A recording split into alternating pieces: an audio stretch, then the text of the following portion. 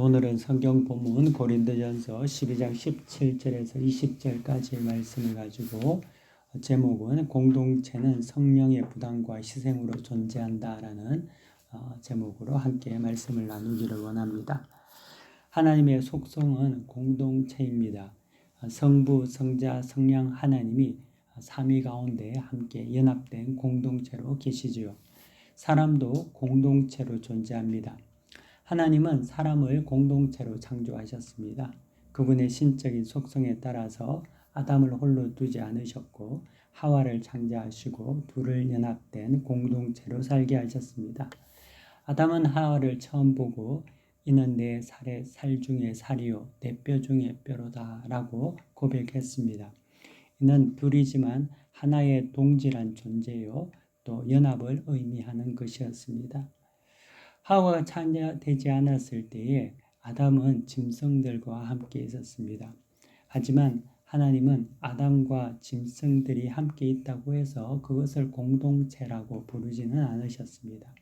그것은 하나님은 태초에 아담에 대한 상태적 정의를 통해서도 우리가 성경을 통해서도 알 수가 있습니다. 창세기 2장 18절에 보면은 이렇게 기록되어 있습니다. 여호와 하나님이 이르시되 사람이 혼자 사는 것이 좋지 아니하니 내가 그를 위하여 돕는 배필을 지으리라 하시니라. 아멘. 하나님은 아담이 혼자 산다라고 하셨습니다. 수많은 짐승과 동물들이 함께 있어도 인간 아담은 그들과 공동체가 될 수 없다는 말입니다. 그렇기에 사람인 하와가 필요했던 거죠.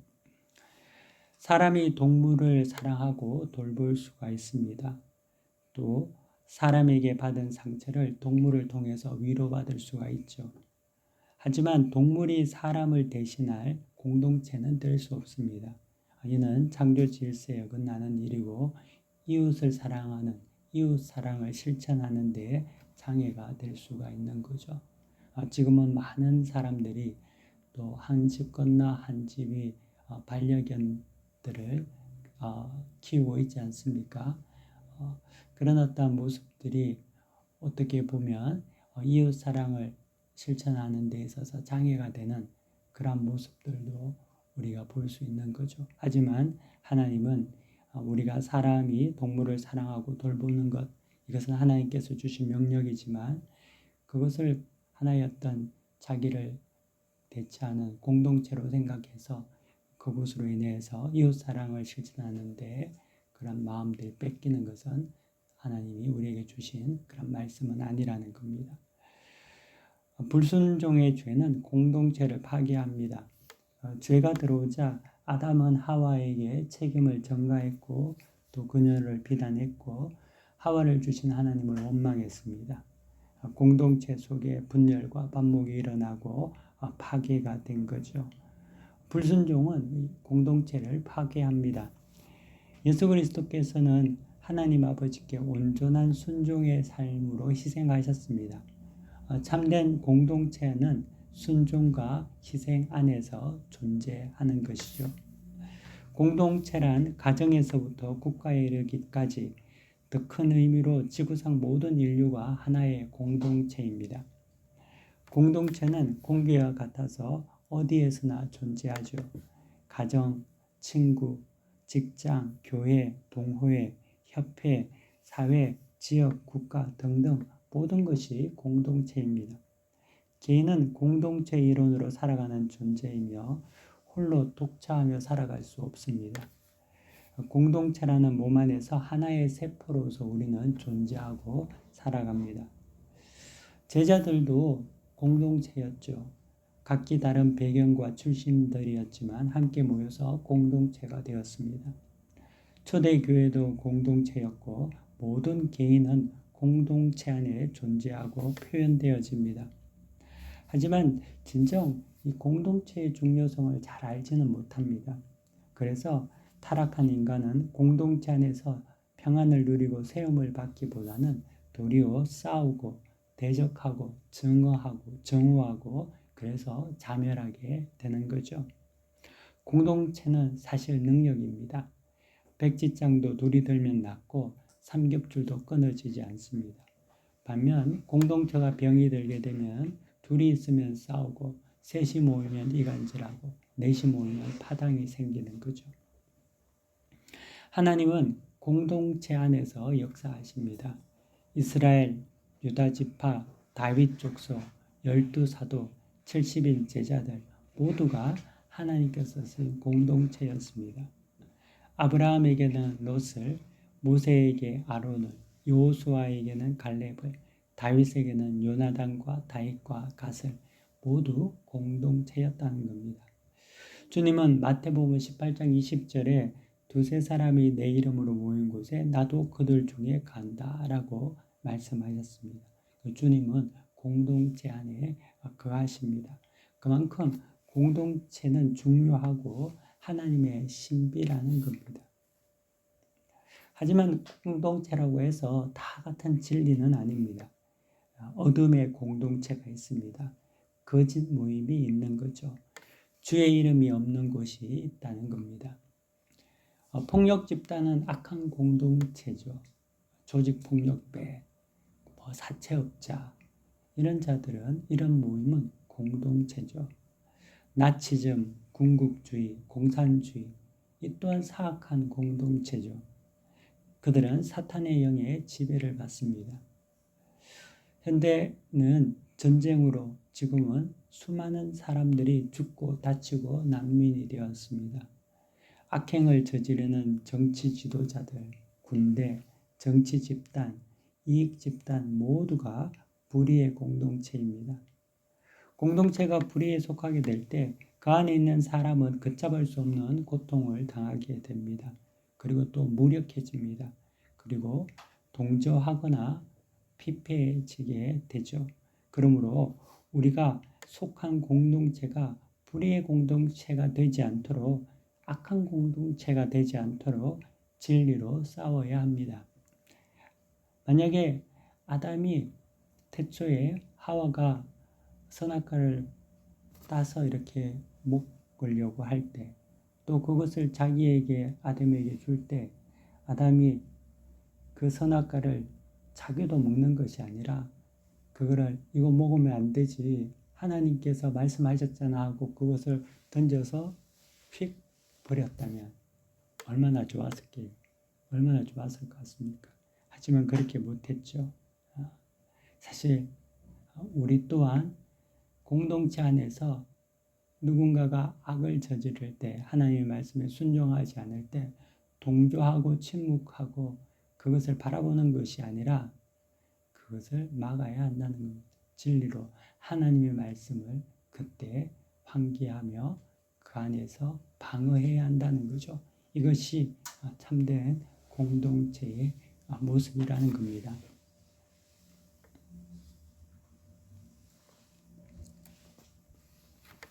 공동체는 희생으로만 존재합니다.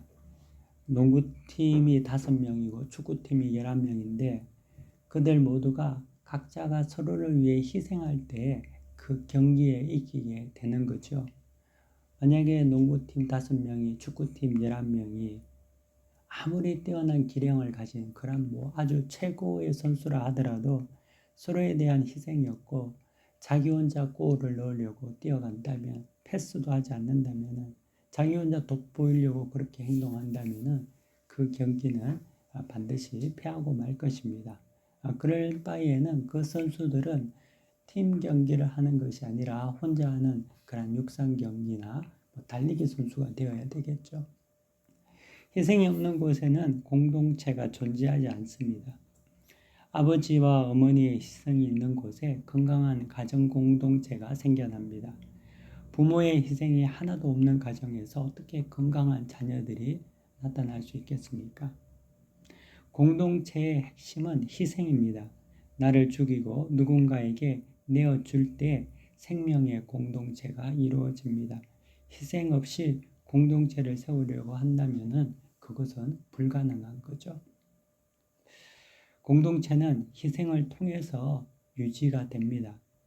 건강한 세포는 자란 후에 자기가 죽음으로써 새로운 세포를 생산케 하고 몸 전체를 살리는 역할을 하죠. 반면에 암세포는 자기가 살기 위해서 건강한 세포를 죽임으로 몸 전체를 죽게 합니다. 공동체는 오직 건강한 세포와 같이 희생을 통해서만 살아날 수 있다는 거죠. 유지될 수 있다는 겁니다. 모두가 주장하고 희생이 없는 곳에는 생명의 공동체는 유지될 수가 없습니다. 오늘 성경 본문 말씀입니다. 고린도전서 12장에 보면은 17절 이렇게 말씀하고 있죠. 만일 온몸이 눈이면 듣는 곳은 어디며 온몸이 듣는 곳이면 냄새 맡는 곳은 어디냐. 그러나 이제 하나님이 그 원하시는 대로 지체를 각각 몸에 두셨으니 만일 다 한 지체뿐이면 몸은 어디냐. 이제 지체는 많으나 몸은 하나라. 아멘. 주장과 권리만 있는 곳엔 공동체가 생기지 않는 거죠. 그런 곳은 오직 기형적인 집단만 생겨나게 되는 겁니다. 그래서 공동체라는 것은 하나님께서 우리에게 주신 정말 연합의 모습의 아름다운 그런 어떤 사람들의 모임을 공동체라고 하죠. 하지만 그 공동체는 잘못된 악한 목적을 가지고 움직이고 서로가 서로에 대해 희생하지 않고 자기의 권리를 주장하기만 한다면 그것은 공동체가 아니라 집단이 되는 거죠. 그때부터는 어감이 다른 집단이 되고 마는 겁니다. 또한 그런 어떤 악한 어떤 목적을 가지지 않는다 하더라도 그냥 모여있는 자들, 아무 생각 없이 물이 흘러가듯이 이러면 이러고 저러면 저러고 이런 어떤 사람들, 그러한 것은 공동체라기보다는 무리라고 말할 수 있는 겁니다. 무리는 힘이 없는 거죠. 무리는 아무 능력이 없는 겁니다. 그래서 우리는 예수 그리스도 안에서 참된 공동체를 이루어가는 자들이지 잘못된 집단을 만들거나 무리로서 그냥 둥둥 떠다니는 아무런 목적 없이 살아가는 그런 자들은 되어서는 안 되는 거죠. 예수님 시대에도 예수님을 따르는 제자들도 있었지만 참된 공동체들도 있었지만 사악한 집단들도 있었죠. 예수님을 죽이려고 음해하고 또 잘못된 그런 어떤 신앙을 가지고 하나님의 일에 도리어 방해하는 그런 사람 집단들도 많았습니다. 또 동시에 예수님을 따라다녔지만 그냥 군중으로 무리로 아무런 그런 능력이 없는 그런 삶을 살아가는 사람도 많이 있었다는 겁니다. 그래서 우리는 어떤 모습이 되어야 될까? 이곳에 있는 여러분들은 주님은 두세 사람이 모인 곳에 나도 함께 간다 하셨는데 공동체가 될 건지 아니면 집단이 될 건지 아무런 생각 없는 무리로 남을 건지 그것은 우리가 결단하기에 따른다는 거죠. 여러분 속에 강한 성령의 은혜가 있고 참된 공동체를 여러분들이 사모하고 또 그것을 이루기를 원합니다. 참된 공동체는 신앙이 없이는 불가능한 일입니다. 인간의 본성은 죄로 인해 묶여있고 탐심이 지배합니다. 희생이라는 것은 말이 쉽지 인간 본성상으로는 어렵고 불편하고 불가능한 것입니다. 만약 하나님이 우리를 도와주시지 않는다면 우리의 현재 본성을 가지고는 도저히 공동체를 만들 수 없습니다. 우리 속을 보면은 변덕스럽고 소유욕이 강하고요. 육체적으로나 심적으로 편하고자 하는 욕망이 늘 있고 야망이 많고 조급한 성미에 남을 지배하려는 욕구가 늘 우리 안에는 또 쌓이고 있습니다. 우리 안에 이 모든 것은 공동체를 이루는 데 있어서 도저히 극복할 수 없는 장애물이 됩니다. 하지만 우리는 신앙이 있기 때문에 이 결정적인 장애를 극복할 수가 있다는 거죠. 그리고 희생할 수 있습니다. 이런 세력보다 하나님이 더 강하시기 때문에 그렇습니다. 그러므로 참된 공동체를 실현하는 그러한 신앙은 실현하기 위해서는 신앙이 없이는 불가능하다는 겁니다. 오직 신앙이 공동체를 만들 수가 있다는 거죠. 신앙인이 참된 공동체를 생산할 수 있습니다. 그렇기 때문에 우리는 감상적이기만 한 사랑, 희생이 없는 사랑을 용납해서는 안 되는 거죠. 사랑에는 행함이 있고 늘 희생이 있게 됩니다. 초대 교회는 희생하는 공동체였습니다. 성령께서 그들에게 임하셨을 때 재산을 가진 자들은 누구나 가난한 자들을 위해서 내어주어야 한다는 성령의 강력한 부담을 갖게 되었습니다. 그래서 그들은 성령에 순종했고 자신의 소유를 나누었습니다. 이게 초대교회의 중요한 특징이었습니다. 성령의 사람의 특징은 거룩한 부담이 있다는 겁니다. 그들은 하나님의 뜻에 대해 순종해야 한다는 부담이 있는 거죠. 그 부담이 하나님의 뜻을 이루게 합니다. 저는 젊은 시절, 대학 시절에 이스라엘에 가서 선교의 소명을 갖게 되었습니다. 그 후에 이 선교의 소명에 대한 성령의 부담이 많이 있었습니다. 신학교 시절 또 지역교회에서 목회를 하던 그러한 시절에 이 마음에 있는 이 선교에 대한 부담이 지워지지 않고 더욱 강하게 생겨났습니다. 결혼을 하고 나서도 그리고 자녀들이 생기고 난 이후에도 그 선교적 부담은 더욱더 저에게 강하게 압박을 했죠. 그 부담에 순종해서 저는 지금 이 땅의 선교사가 되었습니다. 여러분, 오늘 성수주일 하신 여러분들, 교회에 나오신 여러분, 예배드린 여러분들, 얼마나 귀한 일이지요. 또 이것이 여러분들에게 성령이 여러분들에게 주신 거룩한 부담에 대한 반응이 아닐까 생각을 해봅니다. 만약에 그런 부담을 느끼지 못한다면 어찌 신앙인이라고 말할 수 있을까? 주일이 되어서 하나님 앞에 예배드리는데 전혀 부담이 없다. 이것을 우리가 신앙인이라고 말할 수 있을까? 신앙인은 성령 안에서 거룩한 부담을 갖고 살아가게 되어 있습니다. 나는 예수 믿고 자유롭게 살고 싶어. 나는 부담 없이 편안하게 살고 싶어. 그런 건 없습니다. 예수를 믿으면 예수를 통하여서 우리 가운데 거룩한 부담이 생겨나는 겁니다. 헌금도 부담이죠. 봉사도 부담입니다. 희생도 부담입니다. 하지만 이 부담들은 거룩한 부담들이라는 거죠.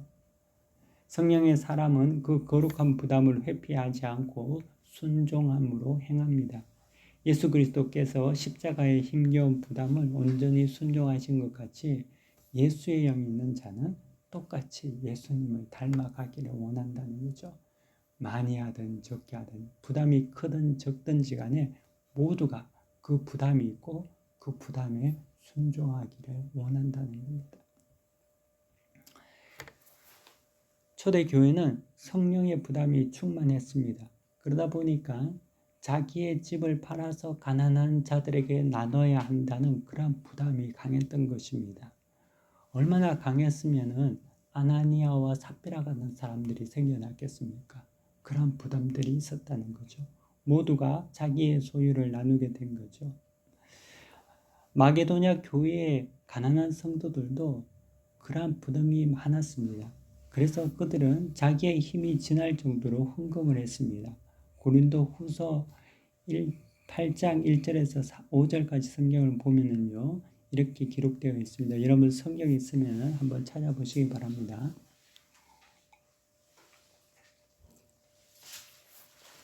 고린도 후서 8장 1절부터 5절 제가 한번 말씀을 읽도록 하겠습니다.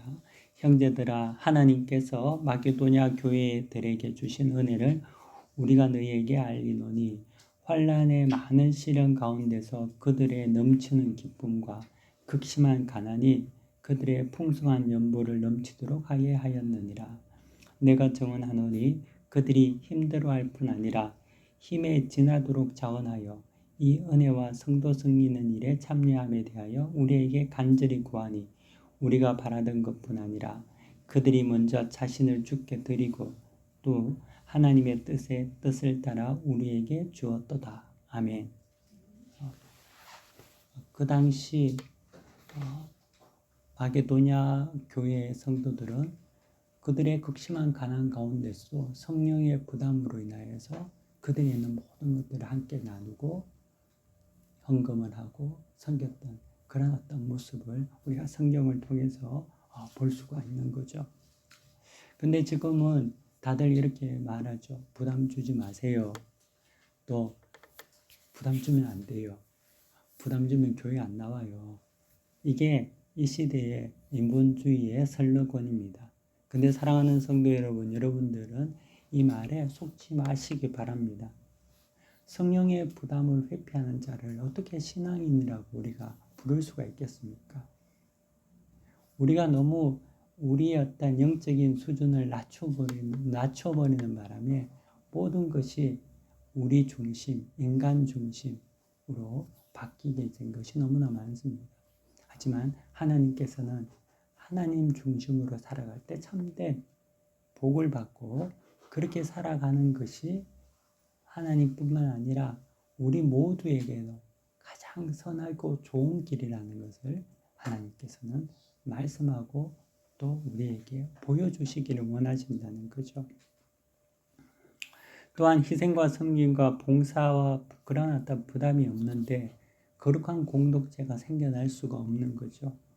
선한 부담이 없는 공동체에게는 그냥 그 속에는 탐욕과 자기사랑과 경쟁과 게으름만 남을 뿐이라는 겁니다. 집안의 가장이 선한 부담을 가지고 가족을 위해서 희생할 때 가족이 사는 거 아닙니까? 가장이 전혀 부담이 없는 거예요. 집에 쌀이 없는데도 너무 부담이 없고 가장이 즐겁고 해피하고 괜찮아. 이런다면 그 가정이 어떻게 살아갈 수 있겠습니까? 성도가 선한 부담으로 희생할 때 교회가 살아나는 거 아닙니까? 성도가 아무런 부담 없이 교회가 무너지든 교회가 무슨 일이든지 간에 괜찮아. 나는 그런 거에 대해서 편안해. 이것은 평안이 아니라 자유가 아니라는 거죠.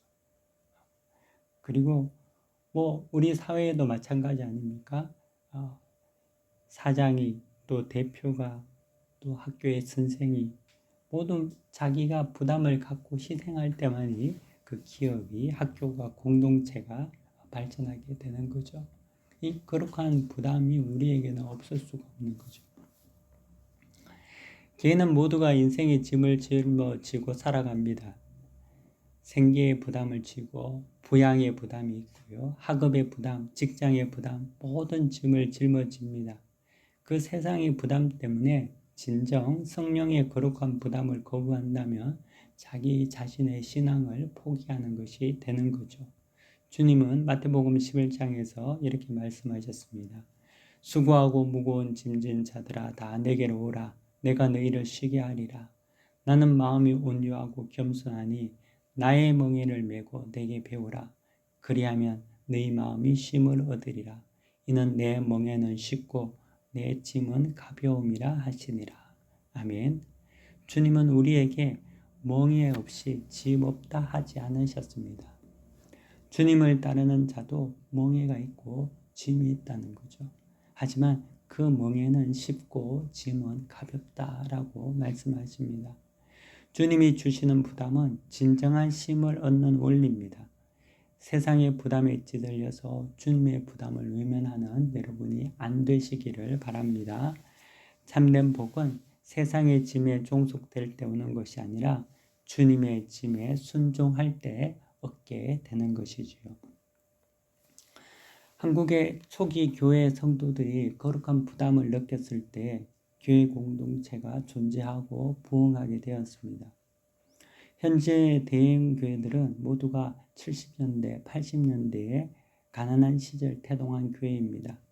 그때 성도들은 가진 것도 없고 먹을 것도 없었죠. 그들은 그럼에도 성령의 부담을 떨칠 수 없었고 순종하며 희생을 했습니다.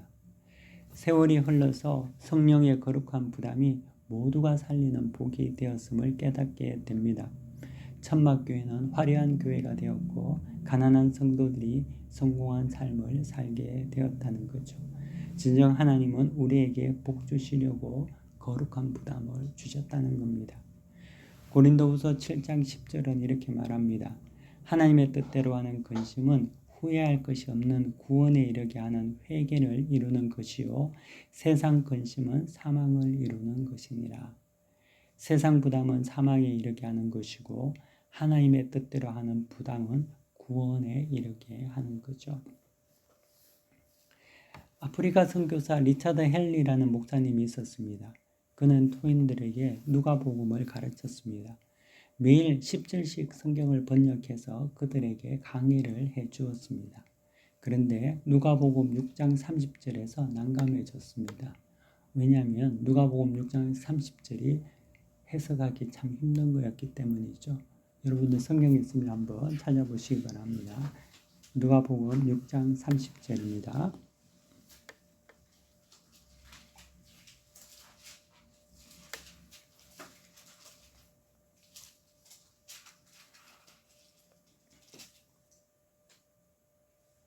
한번 다 같이 읽읍시다. 시작. 내게 구하는 자에게 주며 내 것을 가져가는 자에게 다시 달라 하지 말며. 아멘.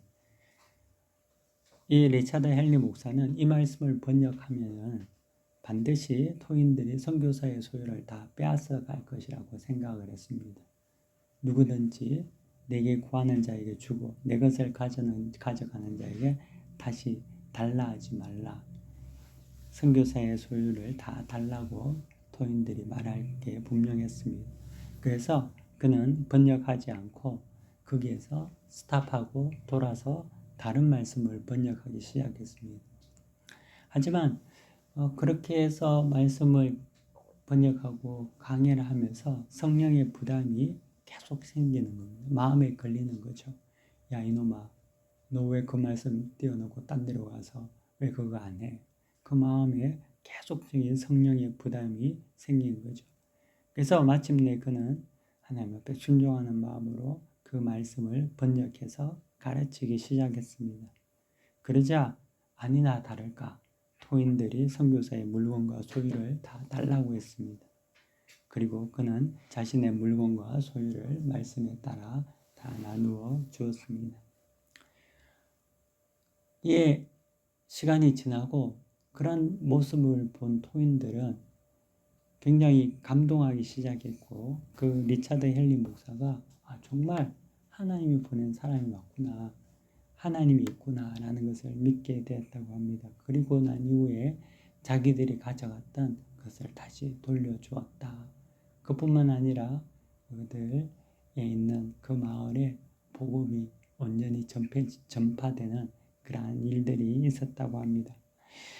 성령에 순종해서 희생할 때 이렇게 부흥의 역사가 일어나는 것 아니겠습니까? 우리가 있는 가정과 교회 또 사회와 국가를 향한 성령의 부담에 우리가 순종하고 희생하는 우리 모두가 되시는 그런 은혜가 있기를 축원합니다. 이 시간 우리 다 함께 합심하여 기도하는 시간을 갖도록 하겠습니다.